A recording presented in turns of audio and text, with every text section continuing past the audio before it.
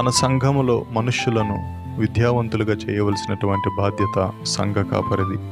తన సంఘంలో ఉన్నటువంటి ప్రజలు ఆర్థికంగా ఎదిగే విధంగా ప్రోత్సహించడం సంఘ కాపరి యొక్క పని. అయితే ఏ సంఘ కాపరి ఇలాంటి విషయాలను వారికి పరిచయం చేయకుండా, బాధ్యత కలిగి వారికి బోధించకుండా, వారిని ప్రోత్సహించకుండా, వాటికి వ్యతిరేకమైనటువంటి బోధలు చేయడం ద్వారా, క్రైస్తవులముగా ఈ లోకములో మనకు ధనం అవసరం లేదని చెప్పినప్పుడు ఒక విధంగా వారిని మనమే పేదవారిగా, దరిద్రులుగా చేసేస్తున్నాం.